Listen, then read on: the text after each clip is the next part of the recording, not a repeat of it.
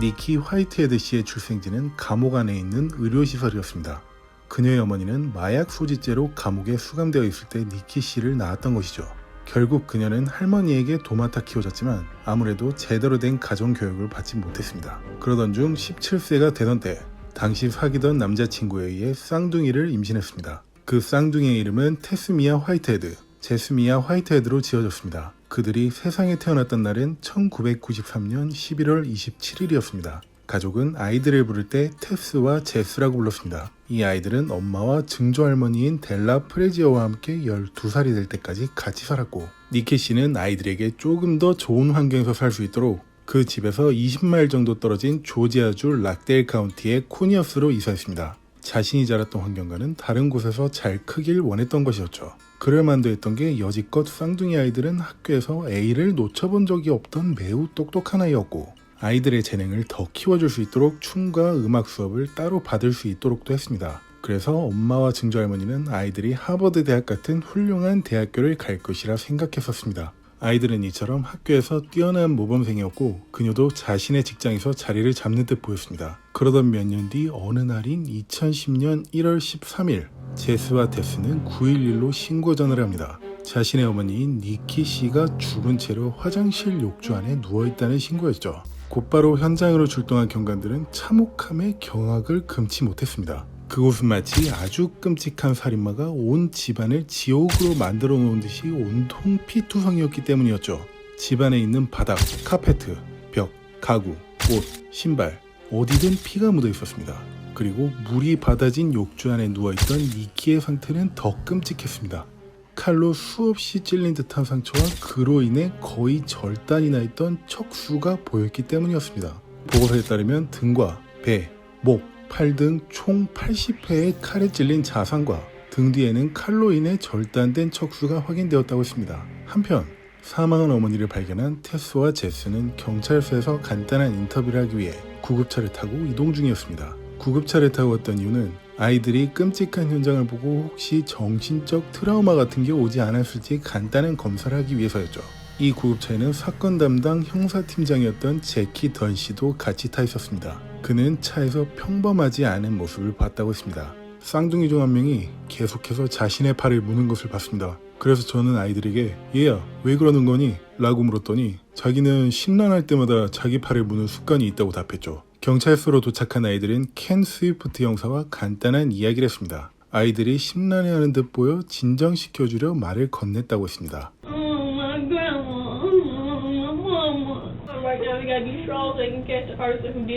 하지만 본격적인 질문을 시작하기 전에 나눴던 대화에 대해 이렇게 얘기했습니다. 방에 들어있던 아이들은 서로를 껴안고 있었습니다. 걱정되는 마음에 아이들에게 사건 파악을 위해 너희들과 얘기해야 하는데 어떻게 하면 좀 괜찮을까? 라고 물어봤습니다. 그런데 한 아이가 뒤돌아보며 저에게 혹시 CSI 볼 수 있어요? 라며 물어봤습니다. 저희 현장 감식반이 아닌 드라마 CSI를 말하는 것이었죠. 그 얘기를 듣자마자 저는 뭔가 이상함을 느꼈습니다. 엄마가 그렇게 잔인하게 살해되었는데 드라마를 봐도 되냐고 물어봤으니까요. 곧바로 인터뷰를 시작했습니다. 쌍둥이가 이미 말했던 내용을 다시 물어본 형사. 그리고 이렇게 잔인하게 엄마를 살해한 사람이 누군지 짐작 가는 사람이 있는지를 물었습니다. 그러자 두 사람을 얘기했죠. 먼저 첫 번째 용의자는 그녀가 연애 중이었던 55세의 트럭 운전사 로버트 헤드 씨였습니다. 로버트 씨와 니키 씨는 2000년부터 연애를 했었는데 어느 순간부터 조라는 남자가 생겼고 그 사실을 알게 된 로버트와 니키 씨는 심하게 싸웠다는 걸 얘기했습니다. 그래서 결국 니키는 조에게 이 사실을 얘기했고 로버트와 조도 싸우게 되었다는 것을요. 이것으로 보자면 삼각관계에 놓여있던 니키가 오랜 기간 연애를 이어온 로버트에게 잔인하게 살해되었던 것일까요? 그리고 두 번째 용의자는 쌍둥이 아이들의 친부였습니다. 형사는 계속해서 인터뷰를 이어갔습니다. You walked in and what happened? To the kitchen and put my stuff down. And I seen the blood all in there on the floor. And I went in there and I seen her and I touched her. 울먹거리며 당시 상황을 설명하는 아이. 하지만 형사팀장인 제키 던 씨는 이 상황에서 매우 이상한 것을 또 발견했습니다. 아까 팔을 물어뜯던 버릇을 발견한 것과 또 다른 것이었죠. 여러분들도 보셨다시피 울먹거리는 아이처럼 보이지만 실제로 눈물 한 방울 흘리지 않고 얘기하고 있었다는 사실이었습니다. 할머니가 보고 싶어, 엄마가 보고 싶어라며 인터뷰가 시작되기 전에 울먹였을 때도 마찬가지였던 것으로 확인되었죠.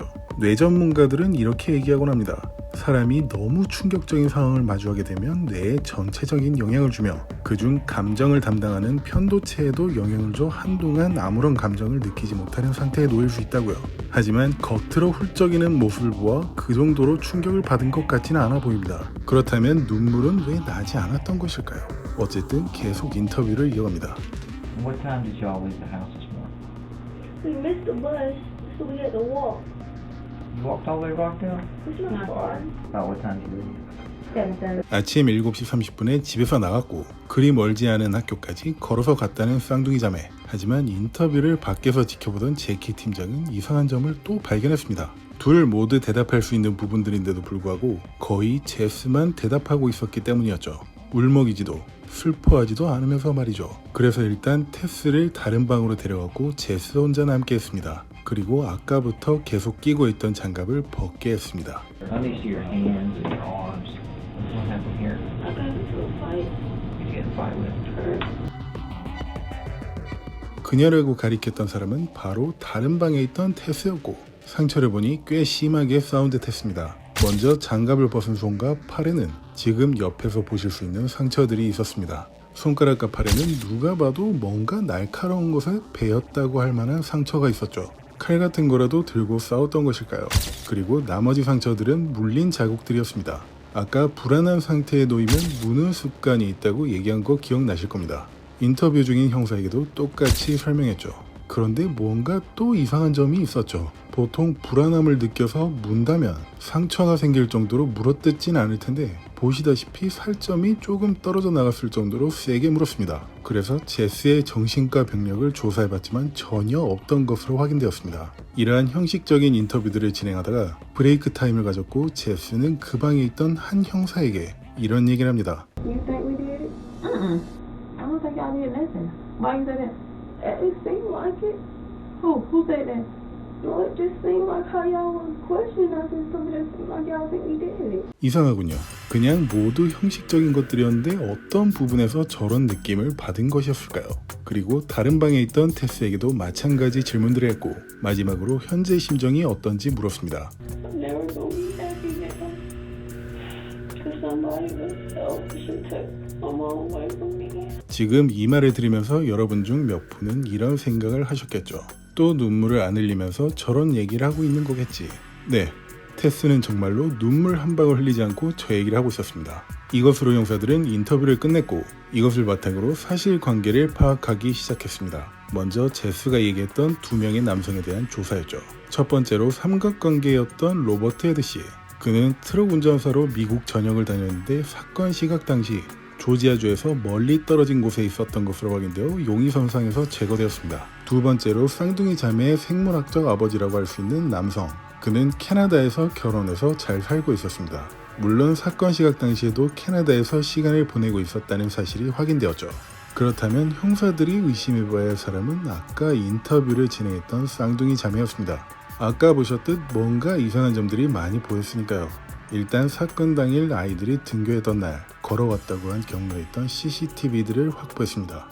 하지만 어느 한 주유소에 있던 CCTV에서 낯선 사람의 차를 빌려 타고 가는 둘의 모습을 확인할 수 있었습니다. 게다가 이 시각은 오전 10시쯤이었죠. 아까 아이들은 오전 7시 30분에 집에서 나왔다고 했는데 집 근처에 있던 주유소까지 가는데 2시간 30분가량 걸렸다는 말이 되겠죠. 그러므로 7시 30분에 나왔다는 말은 거짓말이었습니다. 혹시 주유소 CCTV 시간이 잘못되었을 수도 있다는 가능성을 놓고 더 확실하게 확인하기 위해 학교 CCTV를 확보했습니다. 그녀들이 학교에 도착한 시간은 이랬습니다.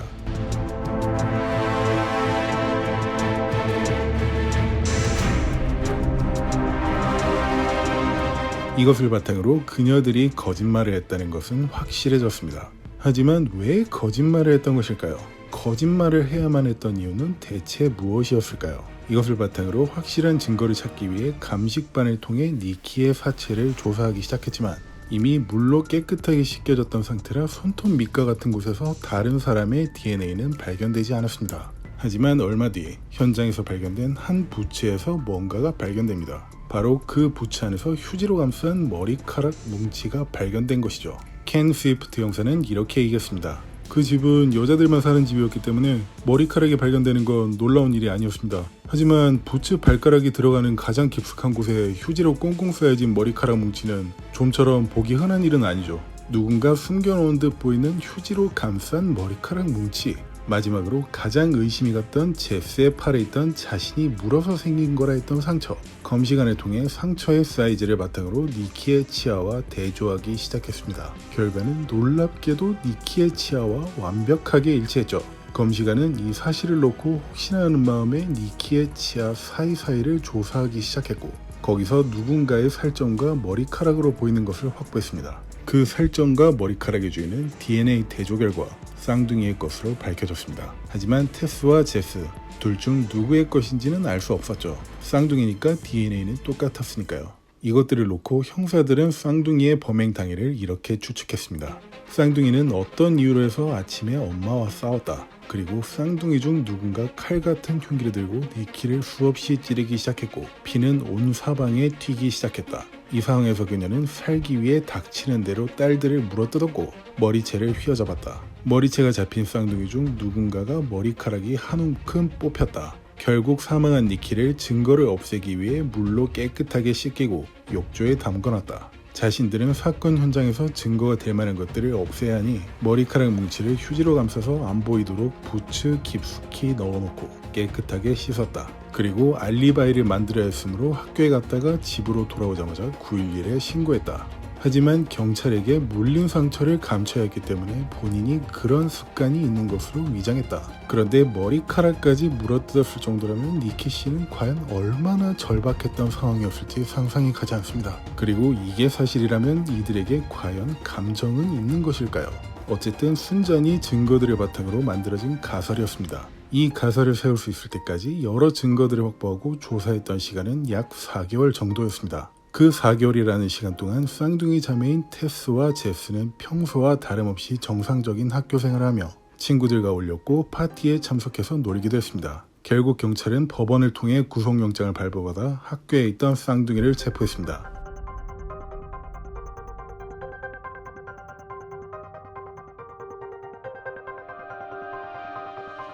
I'm not going down for something I did not do. Please find a murder weapon and then get real personal.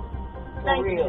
What the waiting for? They having coffee and donuts and having a good jolly old time. 4개월 전에 인터뷰할 때와는 뭔가 상당히 달라진다답니다. 경찰이 자신들의 생각대로 멍청해주길 원했던 것일까요? 하지만 얼마 지나지 않아 검찰에 의해 특수폭행죄, 특수살인 혐의로 구속 기소되었습니다. 그로부터 한동안 쌍둥이는 살해 동기를 자백하지 않았고 증거들을 인정하지도 않았습니다. 따라서 재판은 열릴 수 없는 상황이었죠. 피고 측에서 증거를 인정해야 하지만 재판이 열릴 수 있으니까 말이죠. 예를 들어 경찰이 발견하는 증거들은 현장에서 발견한 건 맞지만 내 것이 아니다 혹은 맞다 라는 식으로 인정해야지 아예 그런 증거물들은 모른다는 식으로 잡아빼기만 한다면 재판조차 열릴 수 없는 것입니다. 재판은 양측에서 인정한 여러 증거를 놓고 원고와 피고 측의 첨예한 입장 차이로 공방을 벌이는 것이지 원고 측에서 일방적으로 넌 이런 증거가 있으니까 유죄야 땅땅땅 하고 판결하는 게 아니니까요. 그렇기 때문에 원고 측에서 이런 확실한 증거들을 제공했다면 피고 측은 DNA까지 확보된 증거물에 대해 거짓말을 할 수는 없으니 상황이 이러이러했으니 어쩔 수 없었다는 식으로 얘기하며 가명을 노리는 수밖에는 없는 것입니다. 쌍둥이는 4년 동안 입을 떼지 않고 있다가 결국 자백을 시작합니다. 먼저 제스의 모습입니다. I think I picked up a knife and I stabbed her. Where did you stab her? I think I stabbed her in the stomach. It was multiple times. What does she say when she's in the tub? Kill me now and I'll kill y'all. But what happened then? She went under a couple times and that was it. 잔인했던 상황을 담담하게 설명하는 제스. 이어서 테스도 보겠습니다. I think I had her hands against her feet. Kind of like a joint effort. She was heavy. We just put it in.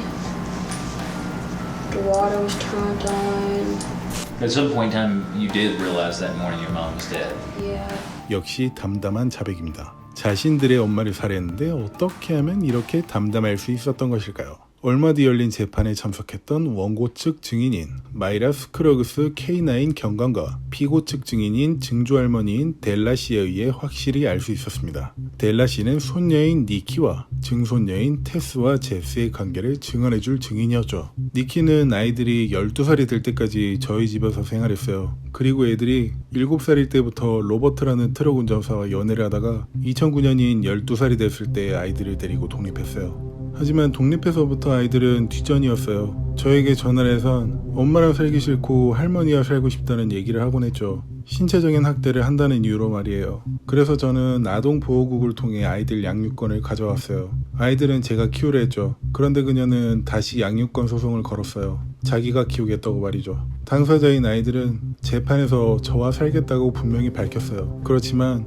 아동보호국에선 친모인 니키 편을 더 들어줬고 일단 소송이 끝날 때까지 2주 동안 그 집에서 머물기 시작한 거예요. 그 날짜는 2010년 1월 5일이고요. 참고로 니키 씨의 사체가 발견된 건 2010년 1월 13일, 불과 같이 살기 시작한 지 8일 뒤였습니다. 피고 측은 증조모인 델라 씨의 증언을 바탕으로 아동보호국의 잘못된 결정으로 인해 아이들은 학대를 받을 수밖에 없는 환경에 놓인 것이고 그로 인해 이런 끔찍한 사건이 일어난 것이라 주장하며 선처를 호소했습니다.